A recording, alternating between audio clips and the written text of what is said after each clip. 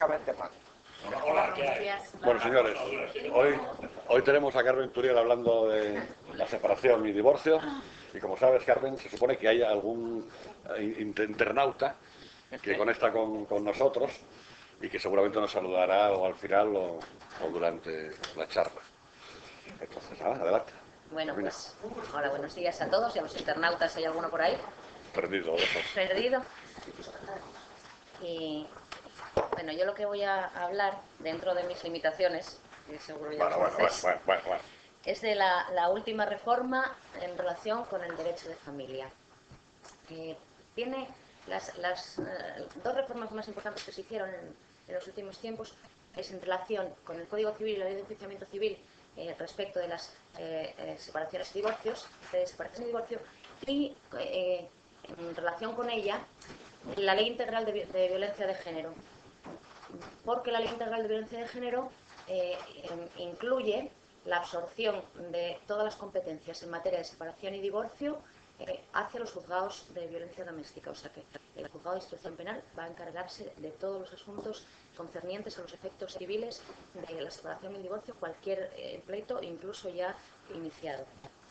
En este marco, de lo primero que trataríamos sería de la reforma del Código Civil. Dos leyes fundamentales. La primera, en relación con el derecho a contraer matrimonio, que es la Ley 13 del 2005 de 1 de julio. La reforma de la ley es francamente sencilla, no tiene más enjundia, que establece el derecho a contraer matrimonio a personas del mismo sexo. Y entonces modifica el artículo 44 del Código Civil, le añade un segundo párrafo que dice: el matrimonio tendrá los mismos efectos cuando ambos contrayentes sean del mismo o diferente sexo. Los efectos del matrimonio son absolutamente los mismos. Se trata, en definitiva, de darle la plenitud e igualdad de derechos al matrimonio, cualquiera que sea el sexo de los contrayentes. Lo cual quiere decir que el matrimonio sigue siendo el mismo con sus mismos efectos, sean del sexo que sean los contrayentes. Hay algunas variaciones en algunos artículos del Código Civil, como el 66, el 67, el 54, el 154, el 160 y el 164, en los que solamente varía la mención de marido y mujer, la sustituye por progenitores o por cónyuges. Los demás efectos son los mismos que había hasta este momento. Hay sin embargo, una variación respecto de la adopción, porque ya sabéis que tanto en los debates parlamentarios como incluso socialmente se discutía casi más la posibilidad de adopción de los cónyuges homosexuales o del mismo sexo respecto de los hijos de uno o de otro, o de nuevos hijos al matrimonio, conjuntamente los dos, se discutía casi más que la propia posibilidad de contraer matrimonio personas del mismo sexo. La ley lo resuelve en el artículo 175 respecto de la adopción. Bueno, haciendo un paréntesis, os recomiendo bastante este librito que se llama Reformas del Derecho de Familia, de Europea de Derecho, porque es que están todos los artículos reformados con la redacción antigua y la nueva, incluso alguna redacción anterior, y tiene la redacción tanto de separación y divorcio, de matrimonio, como la ley de enjuiciamiento civil, la violencia de género. En fin, están absolutamente todos. Está muy bien, sí.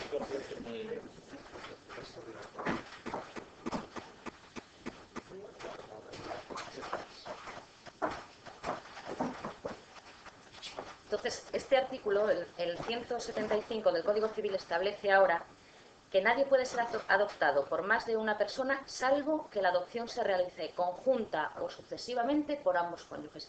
Y la variación fue justamente esta mención a que la adopción fuera conjunta o sucesiva, refiriéndose a que con ocasión de que los homosexuales tenían opción de adoptar hijos, evidentemente no estaban casados, solteros diríamos, ¿no? En el momento en que contraen matrimonio con una persona de su mismo sexo, la adopción de los hijos del primer cónyuge, diríamos, pues era sucesiva, y lo incluye el artículo para dejar claro que dentro de la igualdad de derechos que propone la ley está incluida la adopción. Entonces no es más que la consecuencia lógica de esta premisa. Solamente habría una excepción, que sería el interés superior de los hijos menores en esta adopción o en cualquier otra circunstancia. había esta reforma del Código Civil en materia de matrimonio refleja un poco tanto la jurisprudencia como la legislación que ya había en algunas materias, como por ejemplo en arrendamientos urbanos, que equiparaba la relación conyugal con la análoga relación de afectividad, que establecía unos derechos, en algunos casos idénticos a los del matrimonio, a la relación de parejas homosexuales. Situación equivalente de la...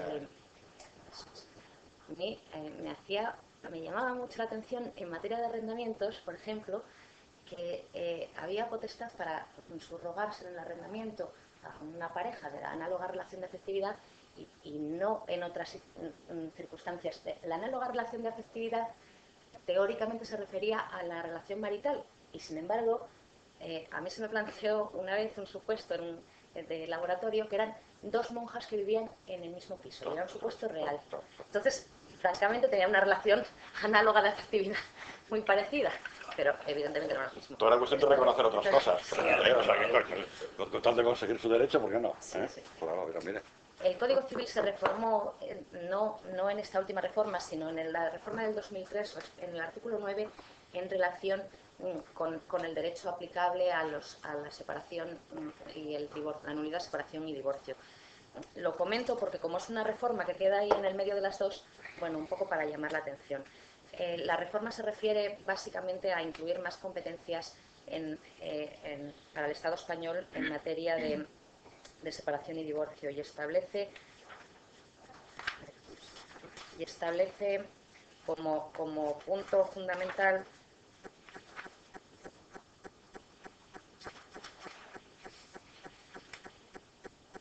añade la nulidad, las normas de derecho internacional privado de competencia de los tribunales españoles respecto de separación y divorcio que estaban establecidas en el artículo 9, añade además la nulidad y se refiere al artículo 107 en relación con las situaciones específicas.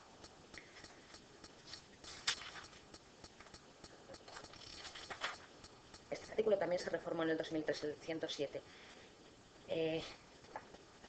La separación, la nulidad del matrimonio y sus efectos se determinarán de conformidad con la ley aplicable a su celebración, al lugar de celebración del matrimonio. La separación y el divorcio se regirán por la ley nacional común de los cónyuges en el momento de la presentación de la demanda, a falta de nacionalidad común, por la ley de residencia habitual común del matrimonio en dicho momento, y en defecto de esta, por la ley de última residencia habitual común del matrimonio, si uno de los cónyuges aún reside habitualmente en dicho estado. Y dice, y en todo caso, se aplicará la ley española cuando uno de los cónyuges sea español o reside habitualmente en España, en estos supuestos. Si no resultara aplicable ninguna de las leyes anteriores, si en la demanda presentada ante el Tribunal Español de la separación o divorcio se pide por ambos cónyuges o uno con el consentimiento del otro, y si las leyes indicadas en el párrafo primero de este apartado no reconocieran la separación o el divorcio, lo hicieran de forma discriminatoria o contraria al orden público. Este artículo se modificó, como digo, para que el Estado español tuviera más competencias, entre otras cosas, por ejemplo, en las demandas de separación y divorcio de mutuo. En relación con la última reforma del Código Civil y de la Ley de Enjuiciamiento Civil de la separación y el divorcio, se hizo por ley de 15 del 2005 de 8 de julio, de modificación del Código Civil y la Ley de Enjuiciamiento Civil. Esta ley supone básicamente un reconocimiento a la libertad individual de proceder a la separación y el divorcio, porque elimina absolutamente la causa de la separación. Ya no tenemos separación causal en nuestro derecho. Solamente hay un requisito que es la voluntad la voluntad de una persona de separarse con o sin el consentimiento de su pareja, más un requisito temporal que son 3 meses desde la celebración del matrimonio. Este requisito temporal, que está regulado en el artículo 81, hay una cierta discusión doctrinal, creo que no jurisprudencial, desde cuál es el día, pues si se cuenta esos 3 meses deben de contarse desde, tienen que estar cumplidos cuando se presenta la demanda o cuando se dicta la sentencia. Y yo entiendo que esos 3 meses tienen que estar cumplidos desde que se dicta la sentencia, no en el momento de presentación de la demanda. Así lo entiende también, por ejemplo, Campos, el juez de familia de Oviedo, Y además, de Gijón. Y además... Sí. Serias.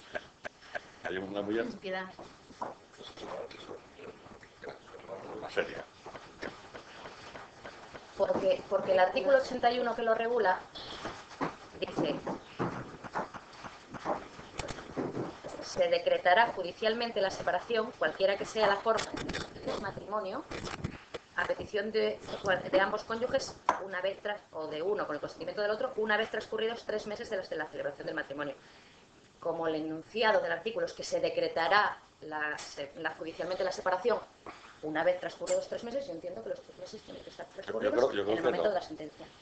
Porque tú, cuando centras una acción, tienes que tener los requisitos necesarios para ejercitarla, yo creo, ¿no? ¿No te parece, Fernando? Yo creo que... Bueno, yo en primer lugar soy contrario al plazo. Que habréis visto esa parte, pero el plazo tenemos ahí. Contrario al plazo. Claro. Contrario al plazo. La puedes separar al día siguiente. Tiene razón Carmen al decir que esta es una discusión doctrinal que se planteó porque los legisladores son bastante brutos y no saben redactar.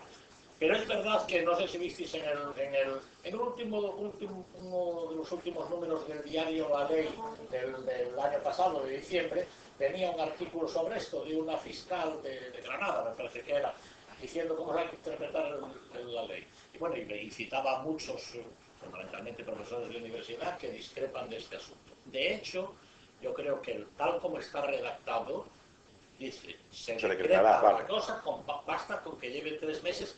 Y tal como está redactado, quiere decir 3 meses cuando haya transcurrido 3 meses, cuando hay que decretar. Ahora, eso es ilógico. Antes de ir a la regla, yo entiendo que esto es una falacia del principio de interpretación. Antes de ir a la interpretación literal, hay que ir a la interpretación teleológica de la ley, a la de tal, y todas esas interpretaciones. ¿Y cómo se gritan las acciones? Por favor, de otra cosa. Ahora, si se prima la interpretación literal, que yo creo que no es el principio primero de la interpretación jurídica, entonces no se puede hacer. Ahora, cabe defender ese asunto, pero es absolutamente disparatado. Entre otras cosas, porque además casi no cabe tiempo material. ¿Cómo vas tú a pedir un divorcio que en 3 meses, si todavía no dio tiempo para que se tramite el procedimiento, no tuviste tiempo ni de casar?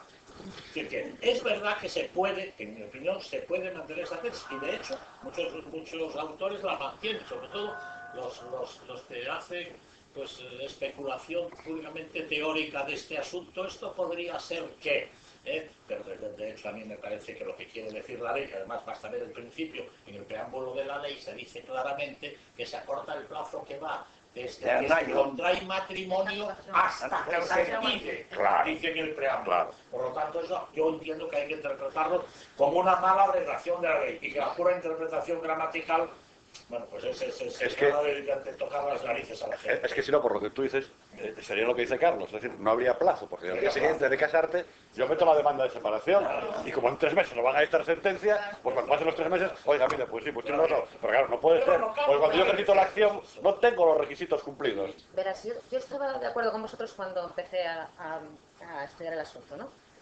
Pero después me planteo otra cosa. En realidad esta ley lo que protege es la autonomía de la voluntad de separarse. Vale, sí, pero por un plazo. Sí, pero verás, yo me planteo que en una demanda de separación de mutuo acuerdo presentada el día siguiente, en un fin de semana, te puedes separar.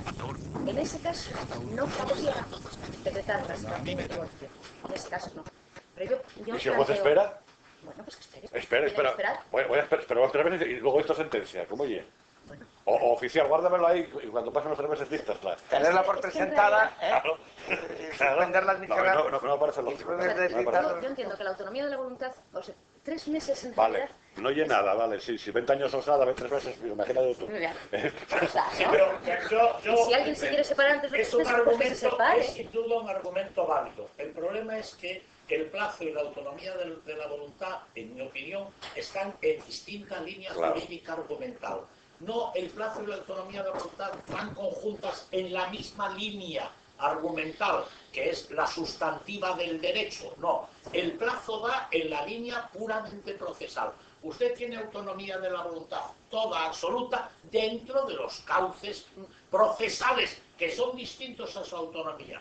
que son distintos a la autonomía. Verás, autonomía de la voluntad para casarse. Usted se casa si quiere o no. Pero mire, la ley le pone un tope. Tiene usted que tener esa edad. A usted contra la economía no.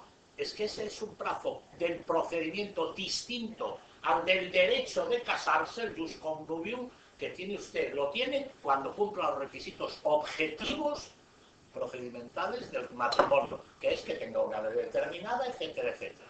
Por lo tanto, usted tiene autonomía de la voluntad para divorciarse cuando esté dentro de los requisitos objetivos que no afecten a su autonomía voluntad. Bueno, es un criterio. Por eso yo discrepo de esa teoría que defendéis algunos, de que plazo y autonomía están en la misma línea argumental, están en distinta línea argumental. Pienso yo, y por eso hay que entender que es así, pero bueno, de todas maneras... Claro, de todas maneras, en el fondo esta es casi la principal discusión que se ha planteado aquí, porque es verdad que la ley ha hecho dos modificaciones importantes. Suprimió las causas y acortó los plazos. Es que es tanto más cierto que las causas ya estaban suprimidas. Claro, pues precisamente. Que ese todo va a poder... Es que la nueva ley da un nuevo sesgo, no dio ningún nuevo sesgo. Mire, llevamos 10 años con esta historia, lo de la guerra. Lo de la guerra, no sé. No solo eso, sino que la gente que lleva matrimonial sabrá que ahora ya no hay causas, se siguen contando causas, que se siguen contando historias de madre y las obligaciones a las demandas, aunque no haya teóricamente que contar nada. Y se sigue haciendo eso. De todas maneras, desde luego la causa no tiene ninguna trascendencia jurídica, ¿eh? Ninguna. Y es más, los jueces... a veces tienen que soltar la causa. Ese desahogo... Para que la lea el cliente, ¿no? Para que la lea el cliente y... ¿Qué razón tiene este hombre, este abogado? ¿Sabes por qué? Y no le puedes decir, mire, está aquí, ¿para qué vamos a contestar? Si está llamando a los diputados, está llamando a no sé qué. No, es que algo tiene que decir. Si es que No, discrepo de eso, verás. En cuanto a los efectos... No porque algo tienen que decir, porque ¿qué basta por decir? Mire, me quiero separar. Es que todavía pervive en la jurisprudencia, todavía hoy, pervive en la jurisprudencia la circunstancia de que la causa tiene alguna relación con los efectos. Exactamente, ahí va yo. Sobre todo en materia de custodia de los hijos. Tienes más posibilidades que te dejen los hijos. Y claro. No tenía que ser así, no tiene ninguna... Pero el problema es que las causas se invocan porque están en relación con los efectos. Naturalmente. Si hay alguna sentencia donde deniegan la separación por falta de causa, muy excepcional. No, eso no puede ser. Tuvimos una y nos la revocó la audiencia. Claro. Ahora ya eso no es posible, ahora ya no es posible porque está derogado el artículo Ahora no, 82. pero antes hace nada. La audiencia la revocaba. Pero las causas sí. Oiga, si ella no sé qué, cómo va, que le pase más al hijo, que Naturalmente. Es que yo quiero hacer un comentario ahora mismo, vamos a hacer un comentario de eso, pero antes quería leeros el segundo párrafo del artículo 81, que también es una modificación y que a mí me llama mucho la atención, a ver qué os parece a vosotros. Hay una excepción a este plazo de los 3 meses, se cuenta desde el después, que es, se decretará judicialmente la separación, cualquiera que sea la forma de celebración del matrimonio, dice, a petición de solo de los cónyuges una vez transcurridos los 3 meses de celebración del matrimonio. Uno solo. No será preciso el transcurso de este plazo para la interposición de la demanda cuando se acredite la existencia de un riesgo para la vida, la integridad física, la libertad, la integridad moral o libertad e integridad sexual del cónyuge demandante o de los hijos de ambos o, dice, de cualquiera de los miembros del matrimonio. A mí esto me hace mucha gracia porque, o sea, vamos a ver, si uno quisiera, por cualquier razón, no sé si os quedó claro cuál es el sentido de este artículo. Uno solo puede pedir, no una demanda de mutuo acuerdo ni una consentimiento de otro, sino uno solo, antes de los 3 meses, cuando se dé una de estas causas, que es la existencia de un riesgo para la vida, integridad, no sé qué, cuántos. Y dice, cuando se dé una de esas causas, respecto del cónyuge demandante, de los hijos de ambos o de cualquiera de los miembros del matrimonio. O sea, también del que... Claro. Pero es que tú porque fíjate si que tengo miedo por contradicción... tu vida, mira, voy a matarte. O sea, que Te voy a separarme, claro. Una separación porque Pero si no, fíjate... prefiero resolver esto. Bien, Martín. Pero este sería el único caso. Y poco. Pero yo me planteo... Paisano con la cabeza bien puesta, joder. Antes de matarla, sepárame. Yo no me explico... No, yo creo que está bien la redacción al final, Pero verás, es que porque tiene un truco. el miedo puede ser recíproco. Claro. Pero yo creo que tiene un truco, porque vamos a suponer que uno necesite por cuestiones penales, fiscales, económicas, de algún tipo, que las hay, y muy concretas y muy reales, separarse o divorciarse antes del plazo de los 3 meses. Pues solamente tiene que decir él mismo que tiene miedo por la integridad de su cónyuge. Claro, por no matar a lo que es Martín. Lo que pasa es que igual ahí se prolonga mucho más el plazo de los 3 meses, porque si el juez tiene que entrar a valorar el miedo... Ahí habrá que probar algo, ¿no? Habrá que probar algo, ¿no? Igual se plantea en 3 años. Pues no sé, tú imagínate... No, no ella de que Pues imagínate que, yo qué sé, que te traban un embargo y tú quieres hacer una separación antes de que te traben el embargo. De todas maneras, ese artículo nos está diciendo que el anterior hay que interpretarlo. Exactamente, iba a decírtelo yo, lo del plazo. Ahí lo dice, Martina, ahí lo dice. Para interponer la demanda. Con lo cual son 3 meses para la interposición de la demanda. Es lo lógico. Es verdad, tenéis razón, lo dice aquí. Y el asunto es que Campos me convenció el otro día de que de otra manera, pero ahora... Campos es un animal. Que no escucha a nadie. Animal jurídico. Da igual. Es un animal. Bueno, corrígelo tú, Gerardo, a ver si lo arreglamos. Estamos en altera, no vaya a ser. Es como cuando se dice el animal político. Exactamente, eso quería decir. Hay que pensar que se fue a Gijón, pero se hace matrimonio. ¿Cómo sois? Hay que ver. Tienes un anti-Gijón al sismo residual. Los de Gijón tienen que sentirse modestosos, ¿no hay ninguno aquí? Uy, unos cuantos. No hay ninguno. Hay dos señoras. Eso es saber al otro lado de la pantalla esa cuántos están. Ya tenemos 2 ahora de Bolonia. ¿Los jueces? Sí, hay ¿Los jueces? ¿Quién quiere tú? Creo que tienen 2. Ya hay 2 esa fila, pero es que ya no va a ser solo lo que diga el señor Campos. Pero había sitio para otro. Los mandaron a España. Un mes de traslado, los mandaron donde estaba antes, lo laboral en un chiquito garaje. En Donald Argüelles, ¿no? En Argüelles, y estaba rabiado. El pusimos Sí, teléfono. pues si decía una relación en la prensa que había troño, ¿no? Salió Fernando Silva también diciendo Y a los procuradores que habían por ahí, bueno, A gritos, ¿no? a gritos, pero a todo. Eso como antes, ¿no? Como siempre, más. Eso como antes. ¿Más? No, posible, Y no. luego No. todo. Y por eso yo creo que lo que peor le sienta es que no va él a maquinar Claro. todo el tema de A legislar, no puede legislar. Ahí se puede reunir y va a decir que sepan cómo se hace esto. Pues sí. Así es, que ahora ya puede hacer Ya no puede dictar bancos. Claro. Como antes. Bueno, seguimos. Venga, Carmena. Este artículo 81 tiene un inciso final. A la demanda se acompañará propuesta fundada de las medidas que hayan de regular los efectos derivados de la separación. Esta propuesta fundada de medidas tiene gran trascendencia. Yo creo que no hace falta hacer un escrito aparte como si fuera un convenio regulador, sino simplemente hacer propuesta de medidas concretas que cada una de las partes propone en su separación o su divorcio. Pero debe de estar fundada. Y en esa fundamentación es donde creo yo que cabe, ahí sí, esgrimir cuantos hechos y fundamentos sean precisos para que se establezca esa medida o otra contraria. Entonces, siempre y cuando un hecho cualquiera que sea, que la mujer es malísima, como no sé quién decía antes, tenga relación con las medidas que hayan de tomarse, si es posible argumentarlo jurídicamente y unirlo. Solamente en ese caso, bajo mi punto de vista, sería posible alegar hechos de la relación matrimonial que tengan una cierta trascendencia.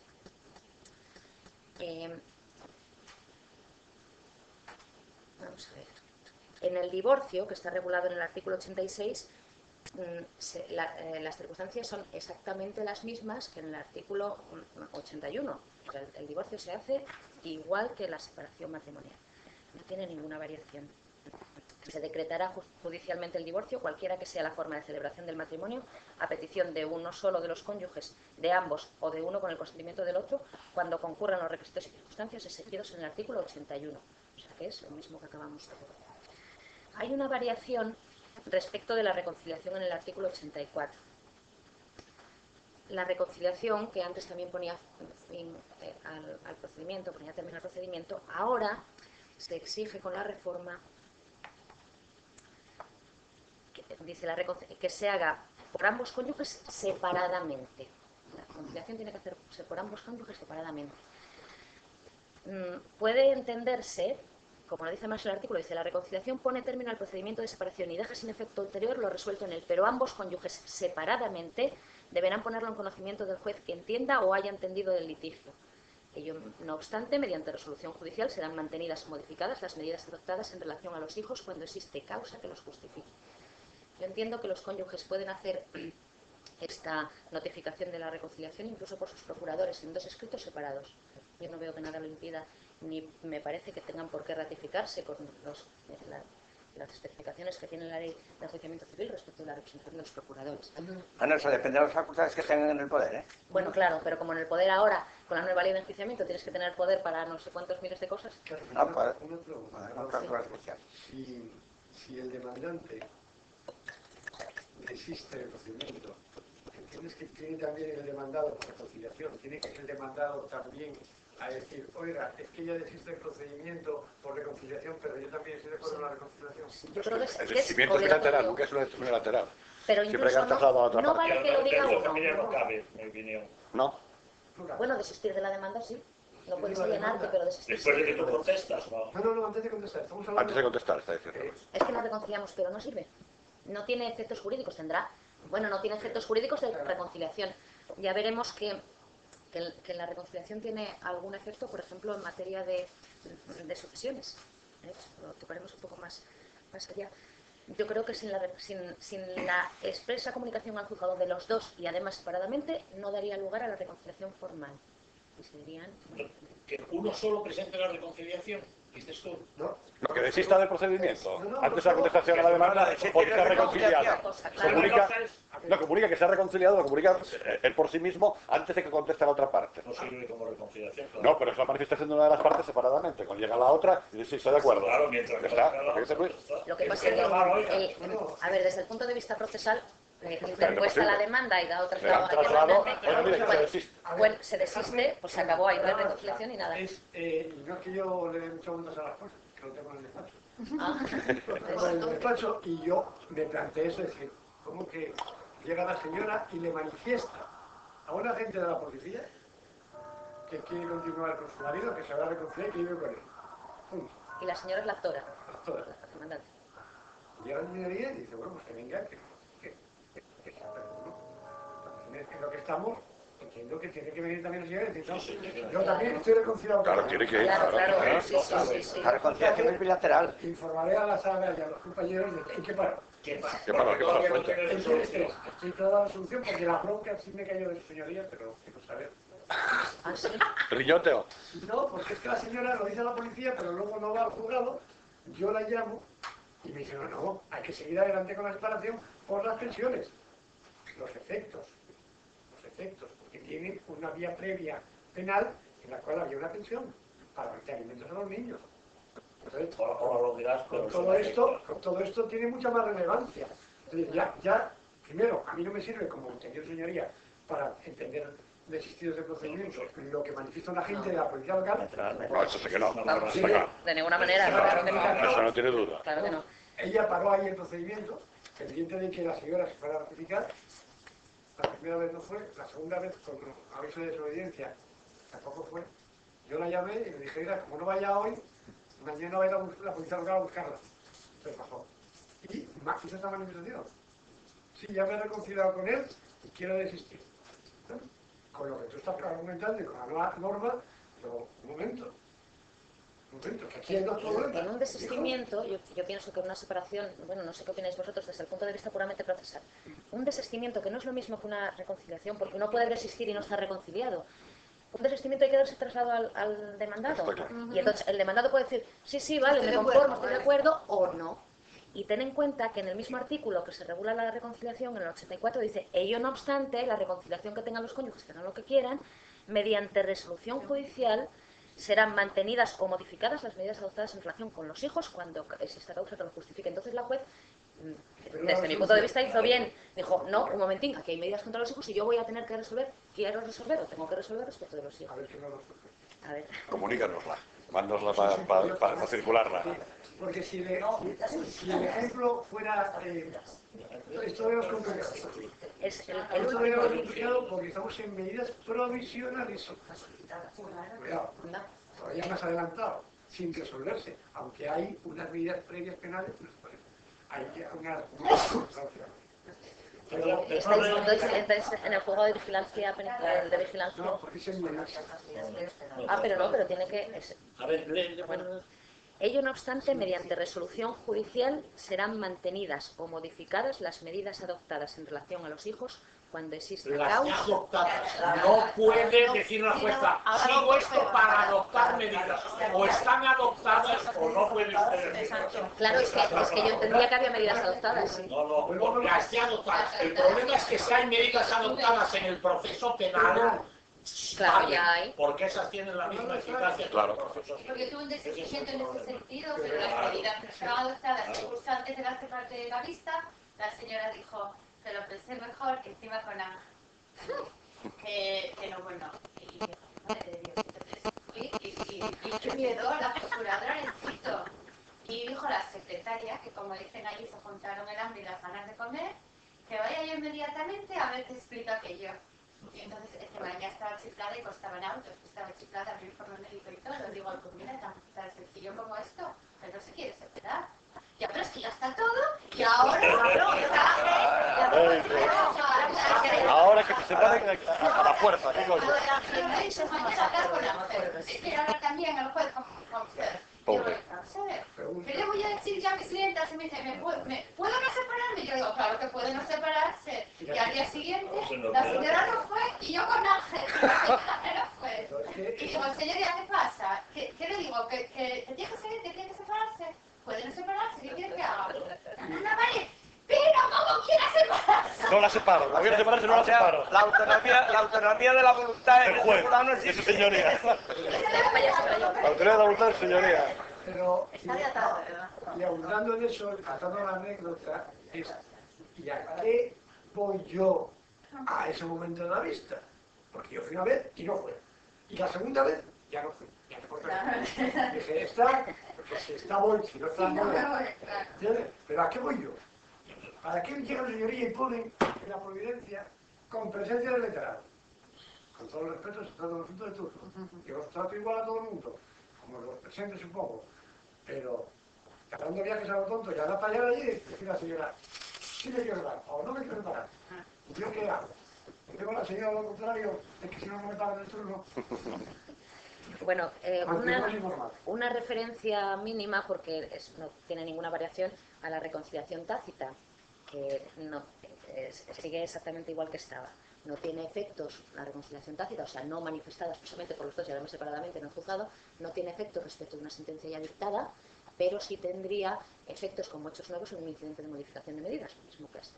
Si cambian las circunstancias, pues cambian las medidas.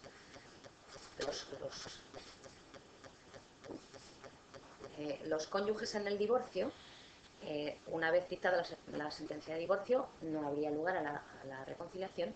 En la separación sí, en el divorcio no, pero podrían volver a casarse, lo dice la ley, y tampoco tiene ninguna variación respecto de la regulación que había estado. Pasando a otro asunto, la reforma más destacable, a mi juicio, respecto de la separación y el divorcio, es la reforma del artículo 90 respecto de la guardia y custodia compartida, bueno, el 90 y el 92. Se modifica el artículo 90, para después modificar el 92 respecto de la custodia, en tres cosas, dice el artículo 90. Bueno, el convenio regulador a que se refieren los artículos 81 y 86 de este código deberá contener al menos los siguientes extremos. Dice A. El cuidado de los hijos sujetos a patria potestad de ambos, el ejercicio de esta y, en su caso, el régimen de comunicación y estancia de los hijos con los progenitores que no vivan habitualmente con ellos. En esta redacción del artículo 90, que cambia la anterior decía, tendrá que referirse el convenio al menos a los siguientes extremos. Decía, la determinación de la persona a cargo de cuyo cuidado hayan de quedar los hijos, se suprime esa determinación de la persona. Dice el nuevo, el cuidado de los hijos, así en genérico, para después puede ser varios. También se suprime de este primer punto del artículo 92, se añade la especificación del progenitor que no viva, sería el régimen de comunicación y estancia de los hijos con el progenitor que no viva habitualmente con ellos. Esa habitualidad se incluye antes en el artículo cuando antes no estaba.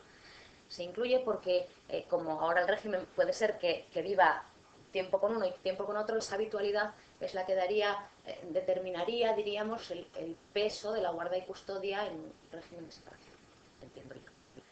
También se suprime, y eso me hace gracia, vamos, yo creo que tiene ciertamente bastante sentido, se suprime la palabra visitas en esta redacción del artículo 90. Solo se refiere al régimen de comunicación y estancia, pero ya no se refiere a las visitas. Antes en el artículo 90 se refería al régimen de visita, comunicación y estancia. ¿Qué diferencia crees tú que hay entre las visitas y las comunicaciones? Perdón, entre las visitas y la estancia. Pues yo entiendo que las visitas son en el domicilio del menor y la comunicación y estancia no.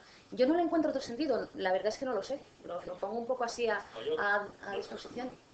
Yo creo que se suprimió y yo creo que incluso porque visitas es una manera de comunicarse. Viene a significar lo mismo, viene a significar lo mismo. Es mismo. un genérico, que puedes comunicar visitándole, llamándole por teléfono, no sé qué. Entonces la comunicación abarca cualquier tipo de comunicación. Yo creo que es lo mismo. Entre ellas está la visita. Entonces decir visitas y comunicación era darle a un régimen una especial significación.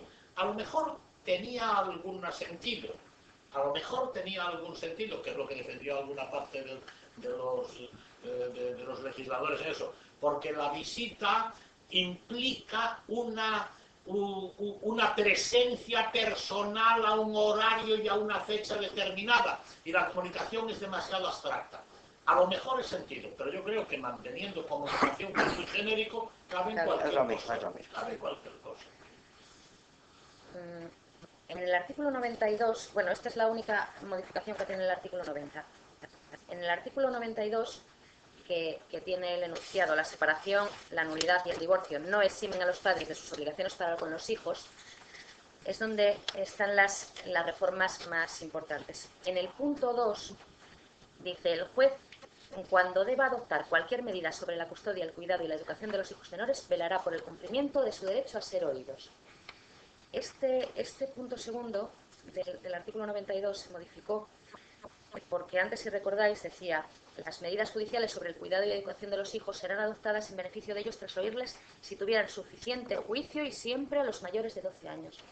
Y eso se suprimió como consecuencia de la importante reforma de la ley del menor, que me parece que ya visteis aquí en varias ocasiones, ¿no? El derecho a los hijos de ser oído está reconocido en varias sentencias del Tribunal Supremo, que tenía anotadas algunas y se me olvidó traerlas, pero bueno, si os interesa, las tengo anotadas por ahí, os digo cuáles.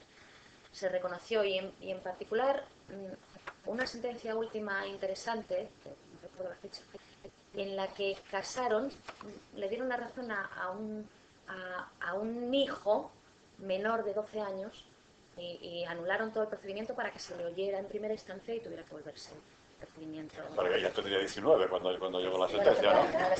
Quiero decir, vamos, pero es una sentencia interesante porque se refiere al derecho de los hijos menores de 12 años. ¿Quiere decir que hijo con 12 años recurrió en casación? Por medio del fiscal, supongo. La casación, de darle de 8 a 10 años. Sí, el defensor del derecho, no, era, yo creo que el fiscal, lógicamente. Yo creo que era la madre o el padre que tenía la custodia. Yo creo que era eso. No se lo escuchó, no salió lo que él quería. Y dijo, espera un momentín que... Yo recurro porque yo realmente quiero que tú estés conmigo, que es conmigo, tú quieres estar con quien quieras. Sí, yo creo que era más bien así las cosas. Bueno, yo os pasaré, si acaso te doy una nota con la fecha de la sentencia, que puede ser interesante. La siguiente modificación está en el número 5 del artículo 92. Se acordará el ejercicio compartido de la guardia y custodia de los hijos cuando así lo soliciten los padres en principio, en la propuesta de convenio regulador o cuando ambos lleguen a este acuerdo en el transcurso del procedimiento. El juez, al acordar la guarda conjunta y tras fundamentar su resolución, adoptará las cautelas procedentes para el eficaz cumplimiento del régimen de guarda establecido, procurando no separar a los hermanos. O sea que aquí ya tenemos una primera concreción del régimen de guarda y custodia compartido, en el sentido de que en principio tiene que ser acordada por ambos cónyuges, bien en el convenio o bien por acuerdo a lo largo del procedimiento. Dice: en todo caso, antes de acordar el régimen de guarda y custodia, el juez deberá recabar informes del Ministerio Fiscal y oír a los menores que tengan suficiente juicio cuando se estime necesario de oficio o a petición del fiscal, partes o miembros del equipo técnico judicial, el propio menor, valorar las alegaciones de las partes vertidas en la comparecencia y la prueba practicada en ella y la relación que los padres mantengan entre sí y con sus hijos para determinar su idoneidad con el régimen de guarda. Yo entiendo que este artículo lo que quiere decir es que el juez, a pesar de los padres estar de acuerdo en una custodia compartida, por el mayor interés del menor, podría denegarlo. ¿No le tiene que informar el fiscal ahí? Sí, previo informe del fiscal lo dice, sí, por supuesto. Está para eso, ¿eh? Deberá recabar informe del Ministerio Fiscal, sí, obligatorio. No podría denegarlo sin recabar informe. Además, lo vamos a hacer nada sin el fiscal, es muy importante. Sí. No, pero el menor no. El menor valorará. Sí. Al menor se le da una capacidad y una madurez para... Sí. Cuando tenga suficiente juicio, dice. Sí, respecto de la necesidad, de la potestad o de la obligatoriedad de llamar a los juicios a los pleitos, se discute mucho. Los jueces son absolutamente reacios a no llamarlos. Yo entiendo, los jueces creen que los niños deben acudir, los menores deben acudir a los juzgados siempre que se tomen decisiones respecto de ellos, si tuvieran, el mínimo juicio, incluso niños bastante pequeños. Yo creo que solo hay una manera de evitarlo, que es poner en la demanda o en la contestación a la demanda un motivo fundado por el que consideras que no es conveniente que los niños acudan a los juzgados. Pero si no, los jueces los están llamando siempre. Sobre todo a los mayores de 7 años siempre. Yo, por el derecho matrimonial, pero tengo entendido que en el caso de Gijón no ocurre que, yo patrón cerradas, pero que yo tengo entendido que Ángel que hacía una carta manuscrita Sí. firmada de puño y letra, Sí. Efectivamente. Sí. El niño vaya. Verá, sí. Ángel tiene un criterio muy amplio en relación con la audiencia del menor.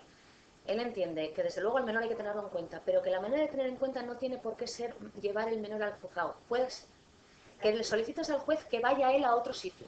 Ahí es razonable, mira. Sí, puede ser que el menor te mande un escrito firmado de ese puño de letra.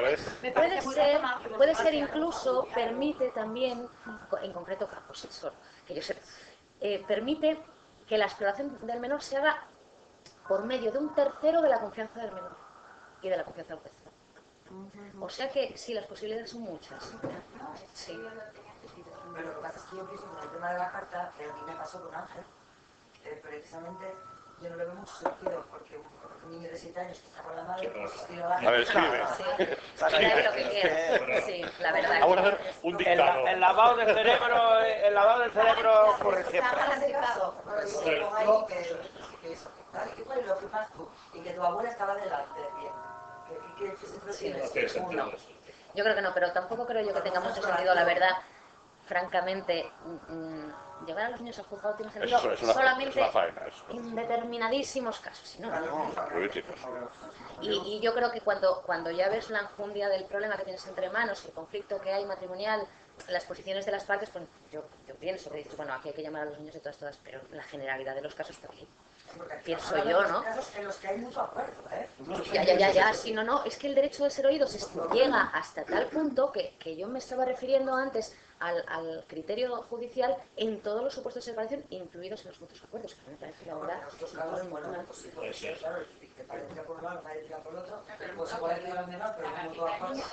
Yo desde luego, si citan si el juez cita al menor a la exploración, yo haría un escrito diciendo, mire, yo considero que no es necesario, que no es conveniente, que no hay ninguna razón para oírlo, en el caso de que la parte no quiera. No quieren que vaya, que su señoría que No, pero que los padres no quieren que vayan, no. Lo que habría que argumentar... Es mucho acuerdo. Yo creo que le casa a la niña donde ya tiene un trauma mayor... Claro, eso es lo que habría que argumentar, no que los padres no quieren. Lo que no te puede decir es que es preceptivo. Lo que puede decir que de oficio lo puede acordar él. Y que entiende que sí, tú tienes que argumentar por qué no. Es decir, no porque no te vale, no porque no quieres. Eso no es una argumentación jurídica. Y él te puede decir, no, mire, yo entiendo, porque lo dice el artículo, además de oficio puede hacerlo. Pero ¿qué verbo utiliza? ¿Podrá o emplea unos términos imperativos? A ver, espera, explicar. No, deberá. Deberá. Dice, en todo caso, estamos hablando del régimen de guarda y custodia conjunta. En este régimen deberá, dice. En todo caso, antes de acordar el régimen de guarda y custodia, el juez deberá recabar informes del Ministerio Fiscal y oír a los menores que tengan sufrimiento de juicio. En el régimen de guarda y custodia conjunta, sí. En relación con el... Verás. Porque yo creo que en el 92.2 que comentamos antes, que es el derecho general de los hijos a ser oídos, ya no es una norma imperativa por el juez, claro, porque solamente dice en general, porque dice, el juez cuando deba adoptar cualquier medida sobre la custodia, cuidado y educación de los hijos, velará por el cumplimiento de su derecho a ser oídos, pero solamente por el cumplimiento del derecho, no dice obligatoriamente tiene que oírlos, no. Entonces, en general yo creo que no hay esa obligación. En el caso del régimen de guardia y custodia compartida parece que sí. Y yo la verdad es que tampoco le veo mucho sentido, porque un régimen de guarda y custodia compartida, para mi gusto, solamente tiene un punto base de apoyo, que es una unidad de criterio de los padres respecto de la educación de los hijos, una corresponsabilidad, un entendimiento que yo creo que tiene más que presuponerse, que probarse. Entonces, ¿para qué vas a llamar al hijo? Si son sus padres... Tiene más criterio que los padres, porque un tema como la custodia compartida tiene... Bueno, sí, quizá a lo mejor, no lo sé, yo veo muy complicado la custodia compartida en general, la verdad. Ahora vamos a hablar un poco de los pormenores. Yo creo que ese es el problema fundamental, porque ese segundo aspecto yo creo que es aclaratorio del primero, que tiene una doble faceta, porque yo saco en consecuencia, además esa fue la discusión legislativa, solo se puede dar custodia compartida si los padres lo piden. Antes, en el proyecto de ley, ¿os acordáis? También la podía imponer el juez. También la podía imponer el juez.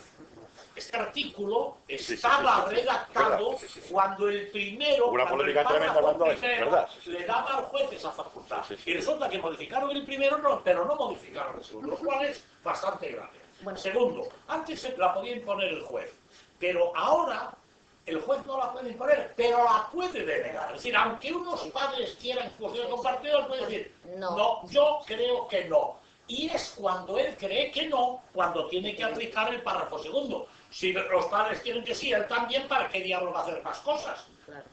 Por eso yo creo que ese artículo, por un problema de trámite legislativo, quedó ahí engarzado cuando el otro fue modificado. Porque entonces solo tiene sentido cuando él vaya a decir que no o vaya a modificar. Si no, si él dice lo mismo que los padres, ¿para qué diablo monta ese sitio? No, pero ¿A qué viene ese No, yo no estoy de acuerdo con eso, porque fíjate, dice, se acordará el ejercicio compartido cuando lo pidan los padres. Veremos ahora que hay más supuestos, pero cuando lo pidan los padres, en principio se acordará. Pero dice, en todo caso, antes de acordar el régimen de guarda y custodia, el juez deberá recabar informe, oír a los menores, pataplán, pataplán, pataplán. Yo creo que este artículo tiene sentido porque una guarda y custodia compartida es un experimento que no tiene todavía ningún rodaje y es un experimento difícil. ¿Cómo se articulan en concreto una guarda y custodia compartida?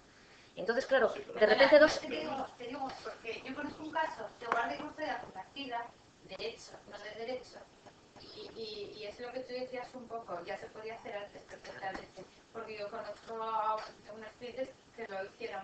Tienen 2 hijos, el padre se fue a Irlanda, se llevó al niño, ese año se lo estuvo con el padre, la madre estaba con el niño, ahora se cambiaron, el niño fue a Irlanda, otro vino, luego el padre vino a vivir enfrente de ella, cada año si llega un niño están puerta casi con puerta. se hacía antes. Oye, en la sentencia mía de separación del año 96, tengo custodia compartida.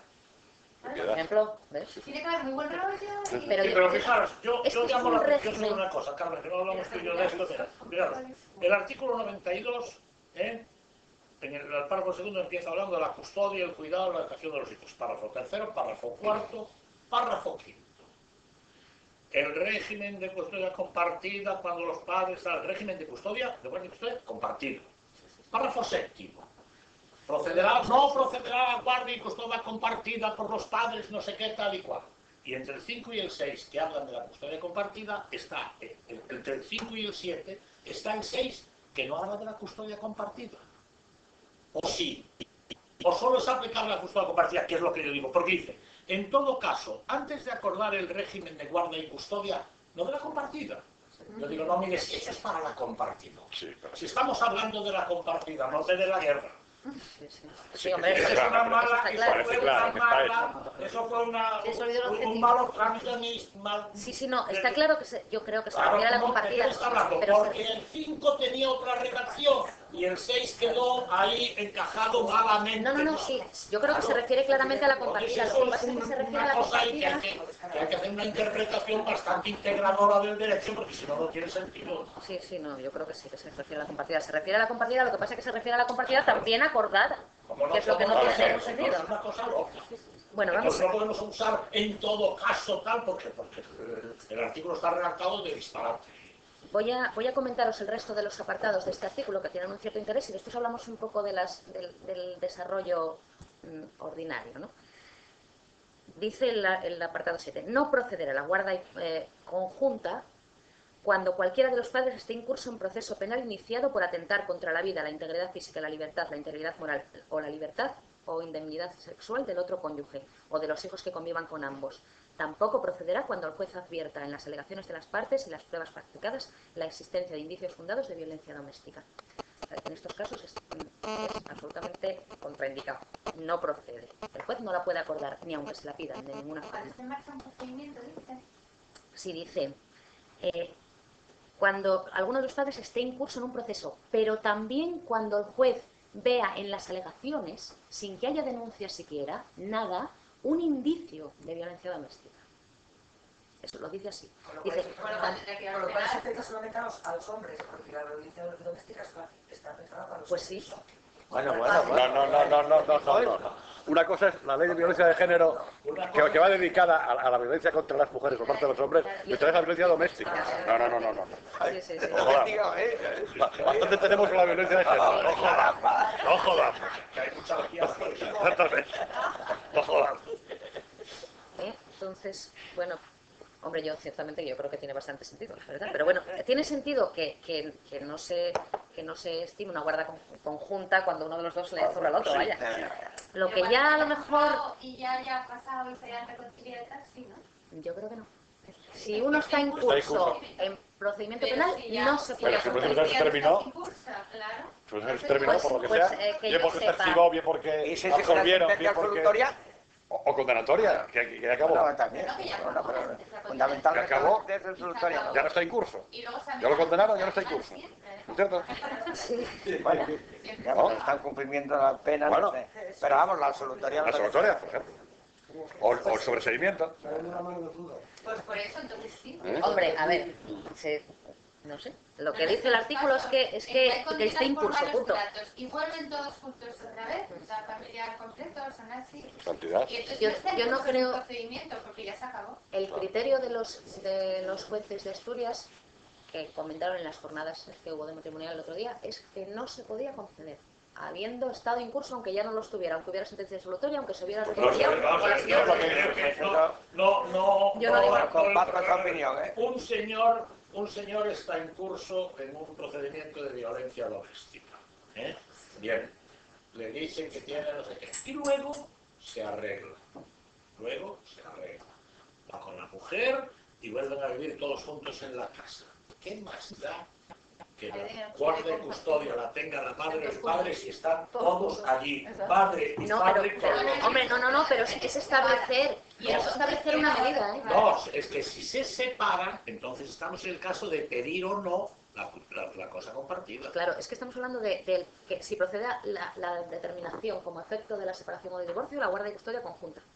Y no procede acordarla cuando uno está en curso, esté en curso el proceso. Entonces ya no hubo reconciliación, si no estarían juntos.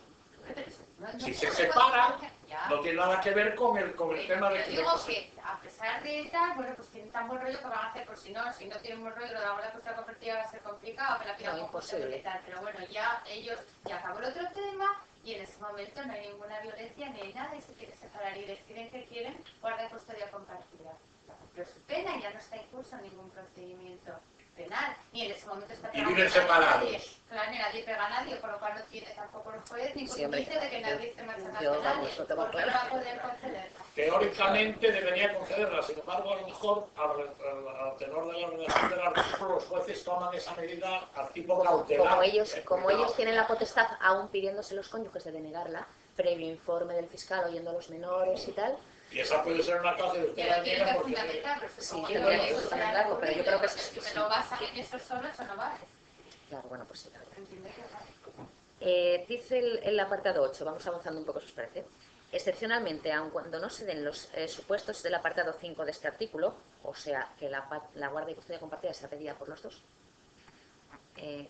dice, el juez, a instancia de una sola de las partes, no de los dos, con informe favorable del Ministerio Fiscal, podrá acordar la guarda y custodia compartida fundamentándola en que solo, dice solo de esta forma se protege adecuadamente el interés superior del menor. Yo pienso que la verdad es que este artículo es un poco difícil que se aplique alguna vez, pero bueno, puede dar lugar. Sí, sería solamente en el caso de que el juez considerara que uno se lo pida primero.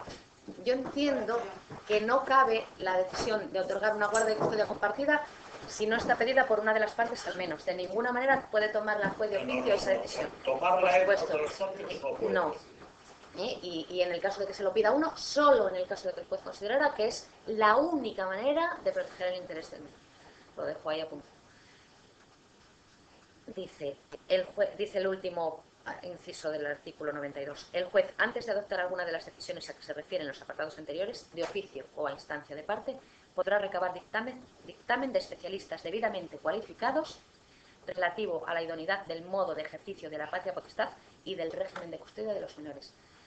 Cuando se refiere a recabar dictamen de especialistas debidamente cualificados, yo entiendo que no tiene por qué referirse al equipo psicosocial del juzgado. Entiendo que no puede recabar ese. Vamos, si no lo diría. Diría de esa otra manera, claro, el gabinete psicosocial. Pero ese inciso se aplica a toda la guardia civil. Sí. No se refiere al equipo psicosocial. No, no lo diría. Dice que tienen que estar cualificados. Pues claro, bueno. Yo quiero plantearos algunos problemas.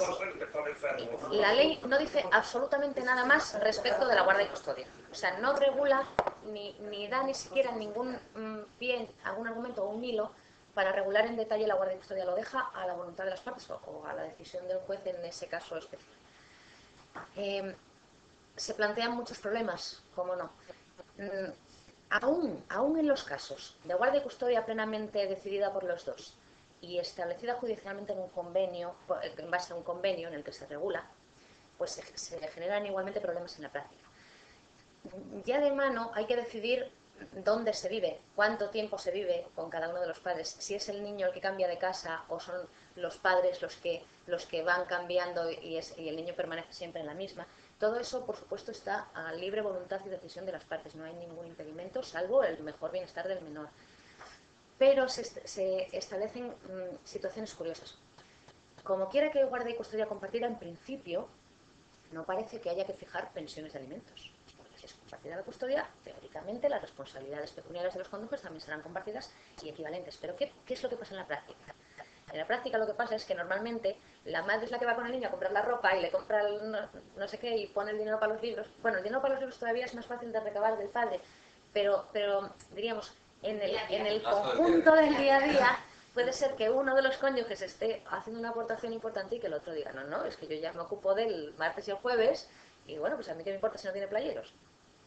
Está pasando muy concretamente y es el mayor problema que yo, bueno, vi el otro día, no tengo ningún asunto yo particularmente de custodia compartida, pero por lo que se comentó en las jornadas el otro día, el tema más importante era el problema económico. Yo no lo acabo de entender mucho porque la guardia y custodia compartida parece ser que tiene la guardia y custodia a la vez en cada momento, ¿no? No es alternativa. No. Que lo hacen de mutuo acuerdo, más o menos, ¿no? Bueno, podría ser lo que así. es el colegio, no sé qué, el viaje de... No, pero me refiero por ejemplo, si tú tienes la guardia y custodia de un niño, bueno, pues si te lo lleva el padre en un momento dado, pues decirle legalmente, puedes decir que te lo vuelvan a traer porque la guardia y custodia la tienes tú en ese momento. Digo, los derechos también que da al tener la guardia y custodia compartida los tienen los dos a la vez.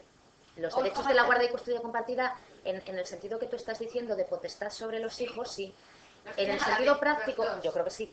Pero en el sentido práctico, es que la guardia y custodia no es más que un ejercicio, uno de los ejercicios de la patria potestad, uno de ellos. O sea, que es cuidar al niño. Y guardarlo. Entonces, yo pienso que en realidad es más bien una cuestión puramente temporal. Se podría decir, hay una custodia compartida cuando los dos padres tienen al mismo tiempo. No. A lo mejor.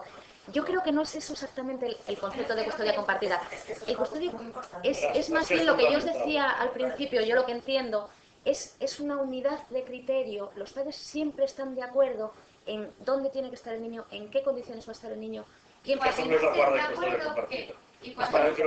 ¿Qué diferencia puede haber entre comunicación y custodia compartida, entonces? Bueno, es que depende de cómo tú articules la custodia compartida. La forma de hacer las cosas, la forma de tomar decisiones. ¿Es más tiempo que esté con uno o más tiempo que esté con otro?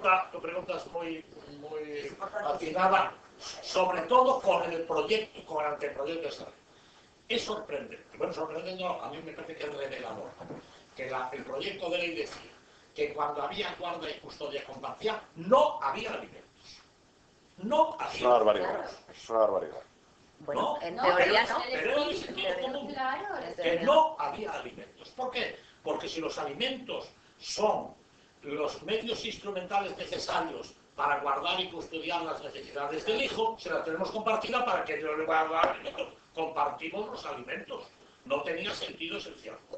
Pero además tenía un problema, pero eso conlleva un problema muy grave, que es,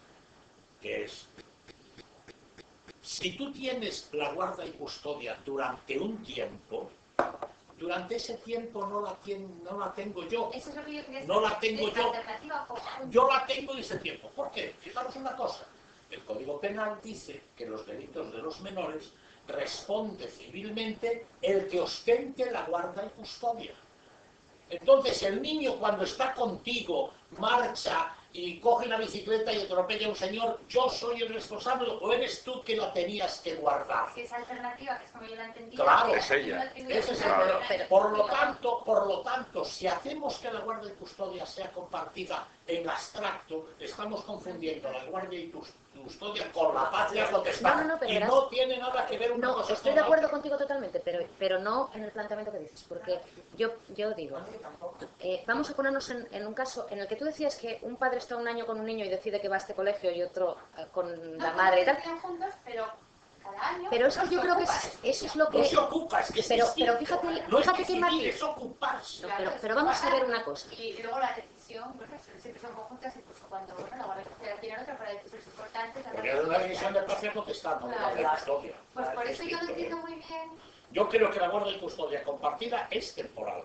Tú la tienes una época, yo la tengo otra época. Y cuando yo la tengo, soy responsable como guardador y custodio de ti. Y cuando la tienes tú, la tienes. Si no estamos perdidos, si no estamos confundiendo el asunto, yo eso lo veo clarísimo. Y entonces se regularán en ese sentido. Y entonces sí que tenía lógico que no había alimentos, porque cuando tú lo tienes, tú la atiendes, y cuando lo tengo yo. Y si yo no lo atiendo, estoy incumpliendo el 145, no estoy incumpliendo el 92. El 145 y la atención de los hijos. Pero, perdona, partes del hecho que es que los dos cónyuges tengan ingresos. Se puede dar la circunstancia de que un cónyuge tenga ingresos y otro no. Entonces, el mes que está conmigo tienes que darle alimentos para él. El mes que está contigo no lo das. Bueno, partiendo de la base. Porque partiendo de la base de que estamos en una sociedad en la cual todas las mujeres y todos los hombres trabajan. Pero entonces los alimentos no están en razón de la guarda, sino en razón de las necesidades del alimentante. Está en razón de las necesidades, no porque tenga la guarda o no, sino por la necesidad. Ya es del alimentista. Del alimentista, sí. Sí, yo creo que se pueden establecer elementos, no nada lo impide.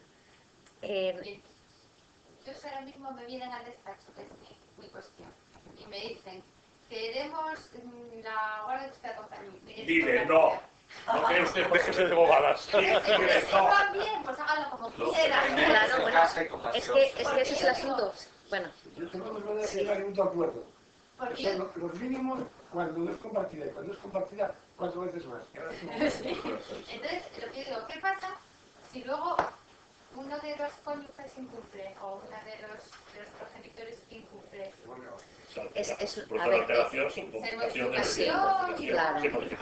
Y sobre todo si afecta al interés del menor, pues vamos con más medida. Habría que hacer una modificación sin ninguna duda y exigir el cumplimiento exactamente igual que el convenio. La Guardia de Custodia Compartida, teniéndolo yo siempre en casa y el padre nunca, por ejemplo.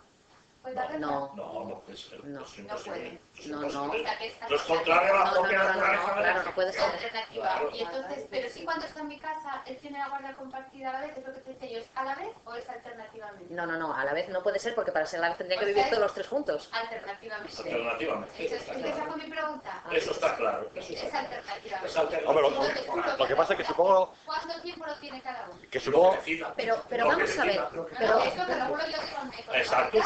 Pero yo de todas maneras insisto en una cosa. Dentro de las potestades, que no sé cuál es la línea que separa las potestades de la patria potestad de la guardia y custodia, yo entiendo que también en una guardia y custodia compartida las decisiones tienen que ser conjuntas, a pesar de que son siempre. Es alternativa a la ocupación. Las decisiones siempre son compartidas. Pero vamos a ver, pero tú ahora mismo en un pleito de separación, ninguna mujer separada que tenga la guardia y custodia del niño le pregunta si va a ir mañana a la piscina o si el miércoles que viene tiene no sé qué. Y yo entiendo, pero yo creo que la guardia y custodia compartida sí. Sí, va a afectar. A ver, depende de cómo la regules. Yo creo que eso es en serio, eso es el punto de la no, depende de cómo la regules. Mira, tienes un vestido donde yo y tú me pones la natación a las 5 de la tarde y a las 5 de la tarde no puedo, claro. Claro, no, es que por eso hay que tomar las decisiones. Por eso te decía yo al principio, cuando decides un año queda con uno y otro con otro, vale, pues a lo mejor ese año cada uno hace lo que le da la gana, pero es que yo creo que eso no es la filosofía de la guardia y custodia y además es una locura y es que vamos a hacerle a un niño a eso, es hundirlo en la miseria. No, es más bien ese concepto que tú acabas de expresar, que es no, hay que ponerse de acuerdo y después vive con uno o con otro indistintamente y en un tiempo que se fije. Yo creo que esos son los límites de la patria potestad y de la guardia y custodia. Yo no veo otra manera de solucionarlo. No, son los límites. La patria potestad implica que hay decisión y además necesariamente compartida, no se pierde por la separación y la separación, sobre los temas fundamentales del desarrollo del hijo, lo dice la ley, además, educación, salud, la salud, etc. Bueno, eso es. Por lo tanto, a lo mejor tendríamos que decir, bueno, es que tú no lo puedes cuando estás tú de la guardia y custodia llevar a la clase de ballet y cuando está conmigo va a la clase de alemán. No, mira, eso es educación del niño. Eso es educación del niño. Eso es educación. Vale, eso sí que, pero eso no es una cosa compartida por la guardia y custodia. Es una cosa compartida por la patria potestad. No, por la guardia y custodia es que la madre dice, hoy no sabes que te castigo y no vas a hacer cosas. Claro, que es una cosa distinta. Yo ya empezaba... Tiene que adaptarse a la vida de él. Claro, y a lo decidido por ambos en la patria potestad. A la clase del banco y te parece que ese día esté con el padre. Claro, como yo tengo la guardia, decido sobre eso. Que no, que eso ya está decidido. Por patria potestad, no por... Pero yo ya decía desde el primer momento que hay que fijar una línea que yo no sé dónde está entre la guardia y custodia y la patria potestad. Y como uno... Lo que afecta a la decisión del desarrollo del hijo. Sí, hombre, pero es que en el desarrollo de un hijo, yo que tengo hijos, hay muchas cosas. Bueno, pues eso, si va a la clase de alemán o no es una cosa que deciden los padres. Es más, hay sentencias, hay resoluciones de este juzgado de Oviedo donde se dicta un auto diciendo que sí que ha lugar a que el niño vaya a la clase de alemán o a la clase de idiomas. Claro, eso se puede ocurrir, claro. Pero si yo entiendo que sí. Claro. ¿Y entonces? Pero yo entiendo que la guardia y custodia compartida implica que es temporal y en distintos sitios. Si no, no tiene sentido. Lo otro es una entelequia abstracta que no va a ningún lado. ¿Lo guardia y custodia donde vive, se lo guarda. No lo puedo guardar el otro que no vive allí, no lo puedo guardar. La guarda y custodia es un ejercicio material, expreso, material de cosas. Compartida, pero en el tiempo. Claro, sin duda. Sí, bueno, en el Bueno, tiempo... esto tenemos que hablar.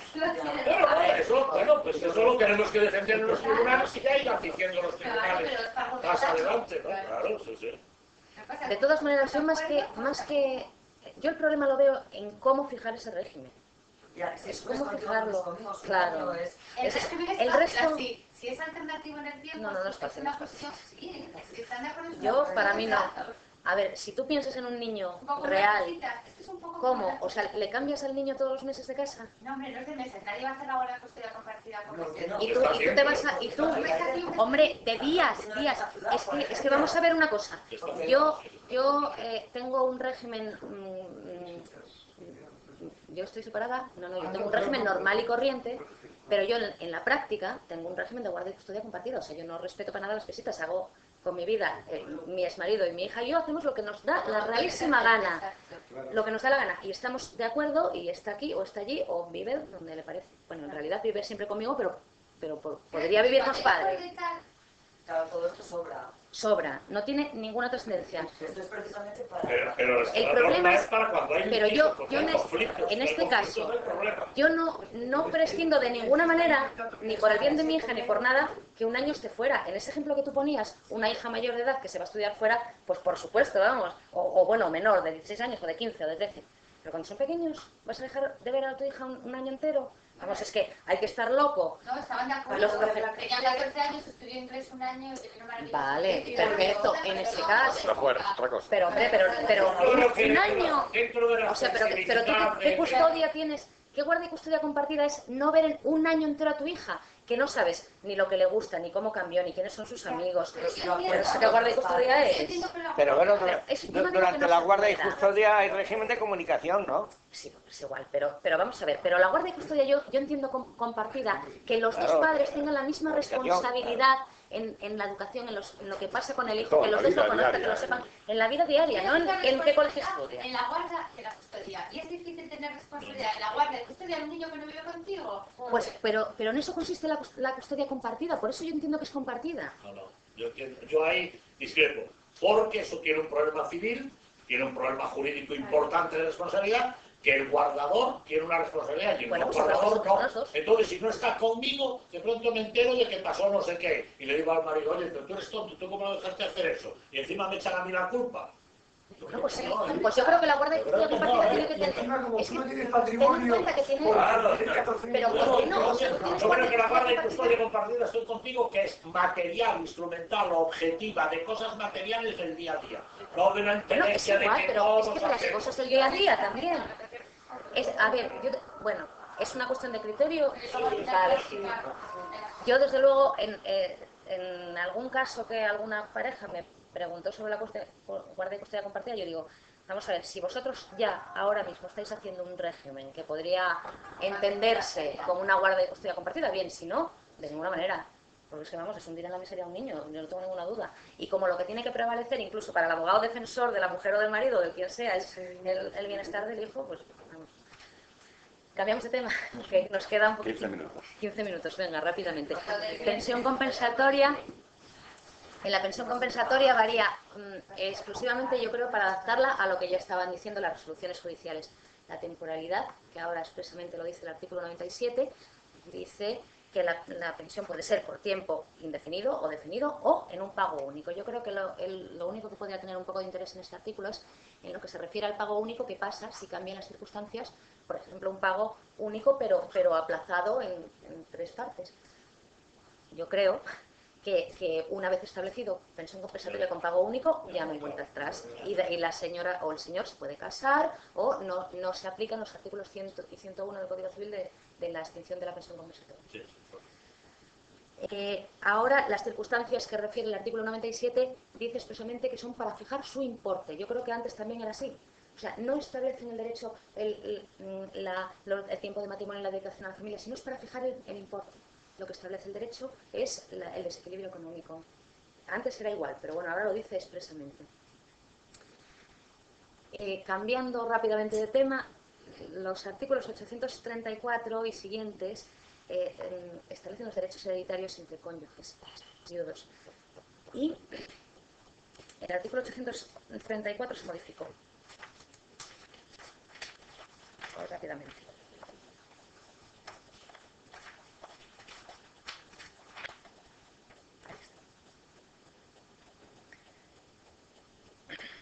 Ahora dice, el cónyuge que al morir su consorte no se hallase separado de éste judicialmente o de hecho, o sea que incluye la separación de hecho.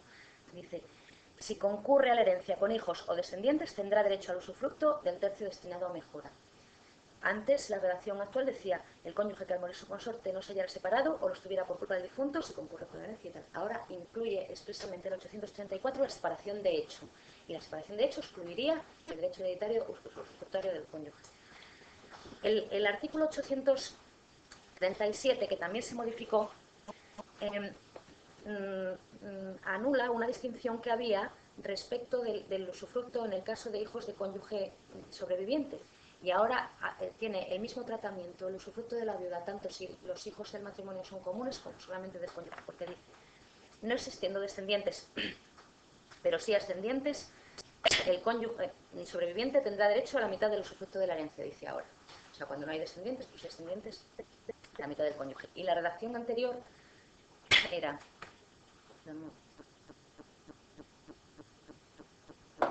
Decía, el artículo 837, no existiendo descendientes, pero sí ascendientes, el cónyuge sobreviviente tendrá el derecho al usufructo a la mitad de la herencia, dice.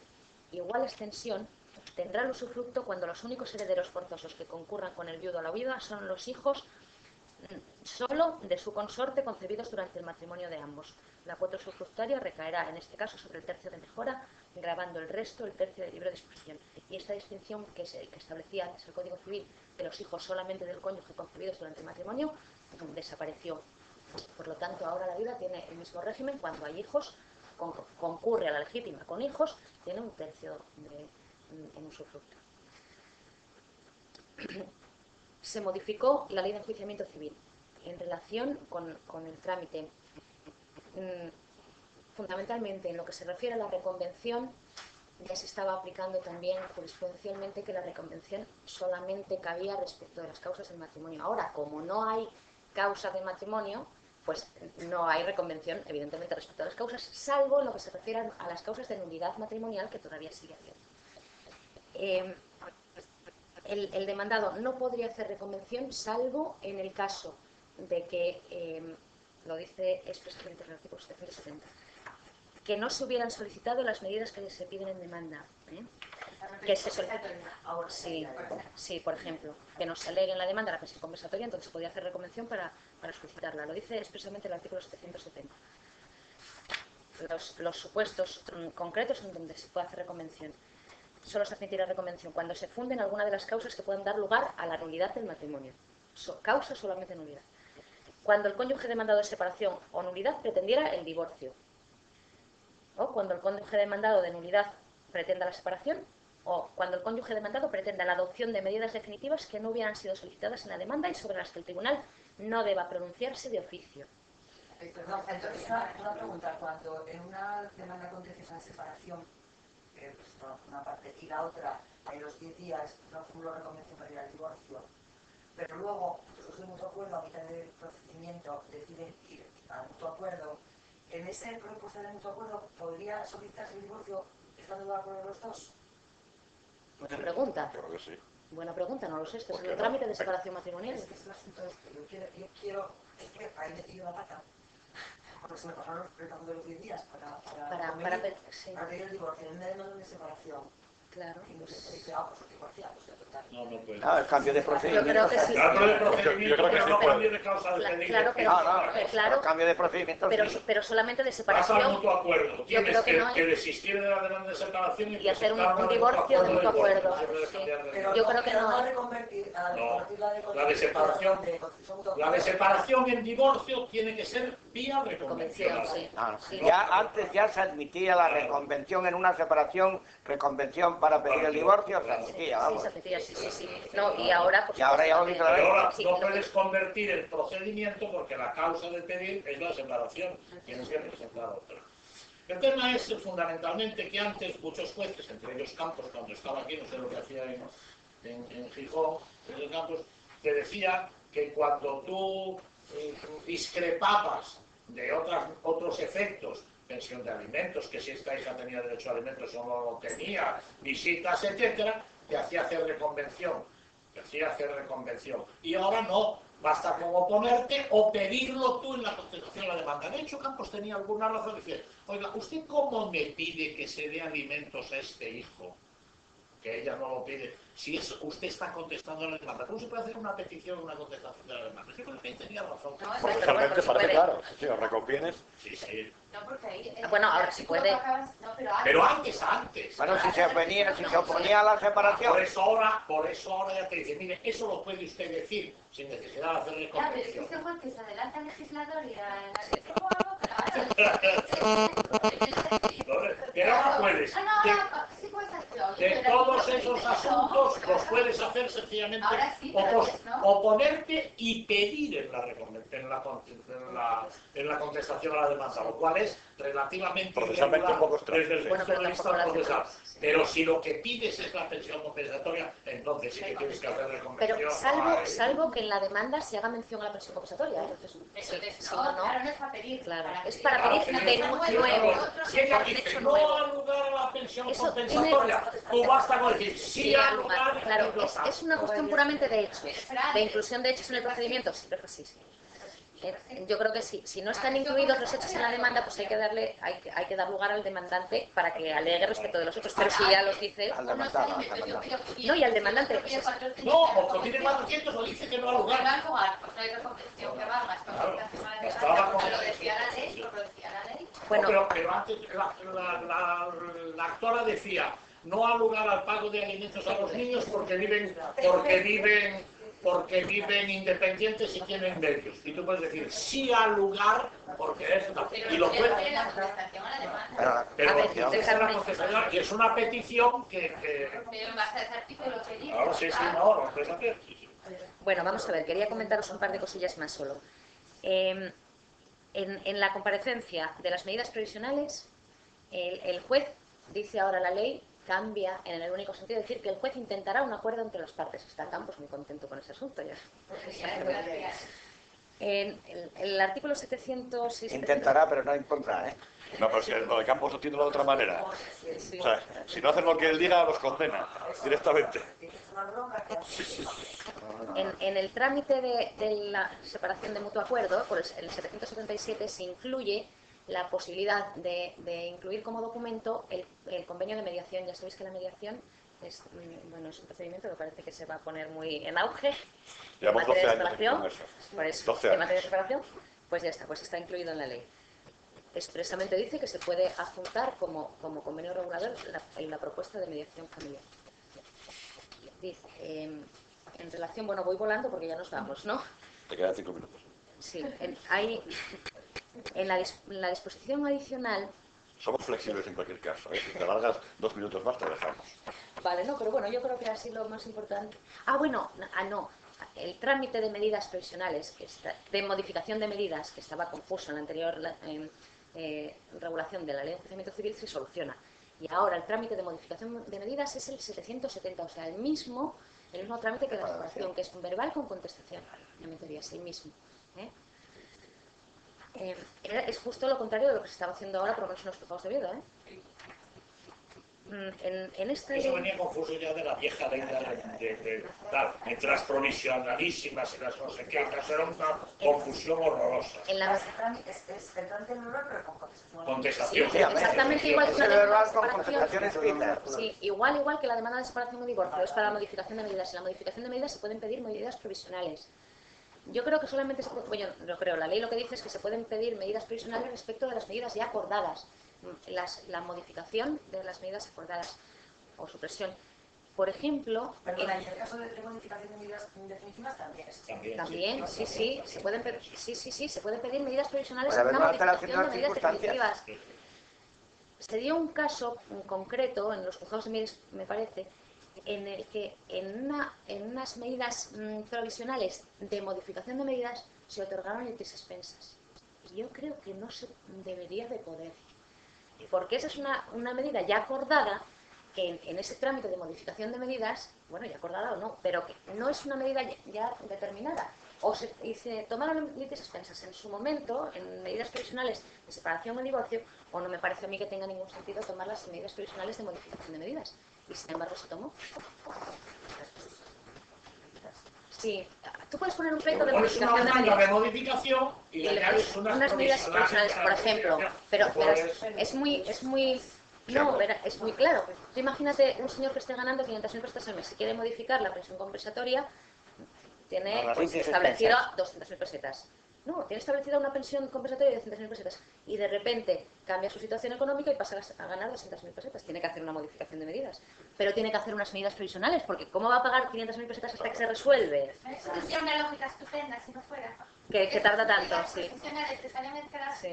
Yo estoy ahora mismo, claro, porque toco la mudanza, ¿eh? Me toca la mudanza al juzgado y debe ser eso. Pero con todo el amor de y toda la historia, yo puso unas medidas previas a la presentación de la demanda, porque bueno, era una cosa terrible. Cuando la señora se enteró que la iba a demandar, le puso 2 denuncias por malos tratos, no se le siguieron las 2 denuncias por malos tratos. Entonces yo al que fui corriendo a poner las medidas previas, porque este chico tenía a su hijo de 11 meses que estaba siempre con él, desde que la señora se había marchado. Pido a finales de noviembre las medidas previas a la demanda y tengo la vista... Aún no las tienes. No, pero es que el niño se lo llevó la madre en una visitilla que le hizo, se lo llevó con ella de 11 meses. Y lleva 2 meses el padre sin llegar. Y yo con esas medidas previas, pues, con la vista señalada el día 14. ¿Pues la va a matar? ¿La va a acabar matando? ¿Qué es lo que tiene que hacer? En estos casos, claro, eso. ¿Qué va a hacer el prove? Para que después llevamos proyectos asesinatos. Claro. ¿Qué va a hacer? Porque la situación es terrible. Un niño de 11 meses que lo tuvo desde que nació, hace 6 meses que la madre lo... Va a matarla, pues claro. Que le dejaba verlo cuando quería. Normal. ¿Quién defiendes a Félix? Así siempre. Porque el tema penal está mis convenientes. Claro. Bueno, a ver, se están consiguiendo muchas absoluciones, muchas. Sí, coño, pues es raro, El problema es que las provisionales, ya coetáneas, ya no coetáneas, no se tramitan, como dice la ley, rápidamente. Es el problema. Yo no pido dinero, no pido nada, solo digo, ese niño, a ver, y además presento todos los testimonios de todas las actuaciones en el penal, que la movida cae, el niño para acá, el niño para allá. No sabemos ni dónde vive la madre con el niño ahora. Y las tengo que hacer corriendo. Las provisionalísimas que tengo yo son la demanda de julio. Claro. Es que claro, esa es la vergüenza. ¿Quién va a poner estas medidas previas de modificación de medidas? Bueno, de todas maneras, yo los pondría porque las medidas provisionales tienen apelación, ¿eh? Una modificación de medidas provisionales, una modificación de medidas definitivas tiene apelación. Al hacer un verbal con contención tiene que tener recurso. Sí, por eso tiene recurso, por eso que tiene. Hay que pedir unas medidas provisionales. Claro, hay que pedirlas. Porque si no, la demanda de modificación de medidas... En la apelación 3 años. Y las medidas que rigen son las que tienes tomadas. ¿Entiendes? Entonces, aunque tarden, las medidas provisionales es conveniente... Ya, pero es que el otro problema, cuando estoy jugando miedo, la juez no te admite una demanda de medidas provisionales porque te argumenta que... Ya, pero tú insistes, porque si apelan, queda sin medidas. Claro. No, es que estamos hablando de medidas ya definitivas. Estamos hablando de medidas definitivas que tú pretendes modificar. Entonces tú ya tienes unas medidas dictadas que son las que te están ejecutando. Entonces, ese trámite de medidas provisionales dentro de la modificación de medidas yo creo que es interesante tenerlo en cuenta. Un detalle para mi compañera, y que te localicen al demandado. No te localizan al demandado, no tienes la vista 14. Sí, pero está... Bueno. Ya, pero si no... Sí, pero si no aparece... Os cuento 2 cosillas que me quedan ahí corriendo y ya está. Veréis, la disposición adicional única establece un fondo de garantía de pensiones. Mira qué bien. El Estado garantizará el pago de las pensiones de alimentos impagados a los hijos. Existe. Bueno, pero bueno, aquí Se va a crear. Y después hay una disposición transitoria que os digo, bueno, un poco aviso para navegantes, que bien de oficio, bien por escrito de parte, teóricamente tendría que haber un plazo de 5 días para solicitar el cambio de las separaciones a divorcios cuando estén dentro del plazo comprendido en el artículo, el que hablamos del artículo 81, ¿no? De los 3 meses esos. Entonces se puede cambiar la separación al divorcio. Si por casualidad tenéis algún asunto donde no os haya dado el juzgado de oficio los 5 días, yo creo que se pueden pedir y que los den y se cambia y se acabó. Eso transformaría. Y yo que con esto dice la disposición adicional: el Estado garantizará el pago de alimentos reconocidos e impagados a favor de hijos e hijas menores de edad en convenio judicial aprobado o en resolución judicial a través de una legislación específica que concretará el sistema de cobertura de dichos. Eso tendrá que haber un reglamento, ¿no? Claro. Porque si no, ¿cómo lo pides? Tendrás que presentar la sentencia y... Oye, yo te iba a hacer una pregunta. Es que tú dijiste antes que la atribución competencial a los juzgados de vigilancia penitenciaria, de violencia doméstica. De violencia de género. De violencia de género, sí. Momento.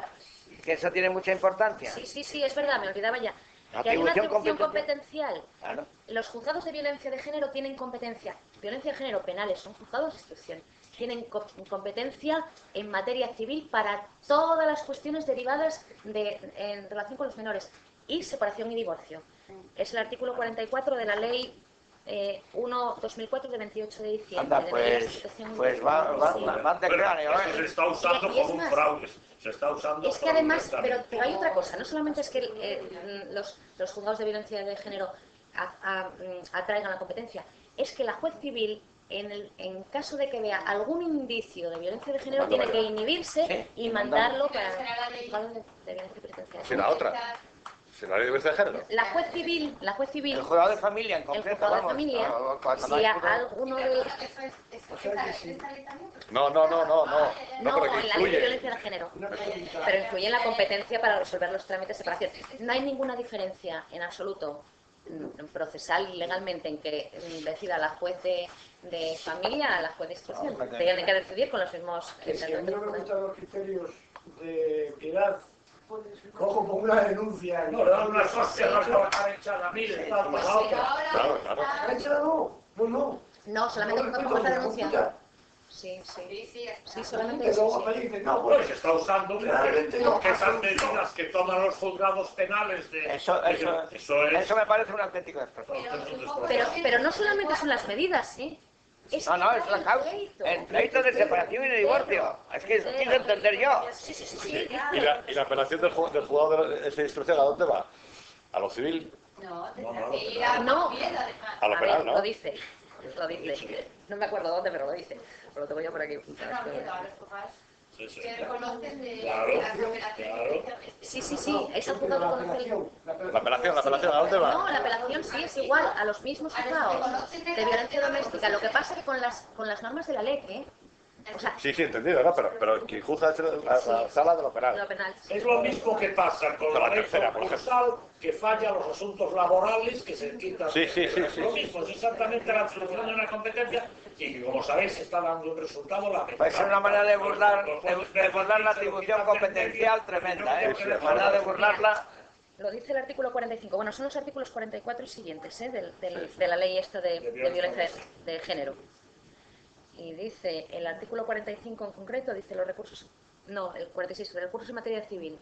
Se adicionan 82. Las audiencias provinciales conocerán, asimismo, de los recursos que establezca la ley contra las resoluciones dictadas en materia civil por los juzgados de violencia sobre la mujer de la Pero ¿no dices eso la pena de la civil? No, pero vamos a ver. No, es que hay una sala especializada. A ver. Una sala especializada. Nosotros ahora estamos intentando que nos dejen nuestros recursos de allí, pero como hay una sala aquí en Oviedo de la audiencia especial para malos tratos, Ahí, yo creo que va ahí. Oye, lo dice la ley. Lo dice aquí. Teníamos ahí que tener... Tenemos una pregunta de un internauta. A ver,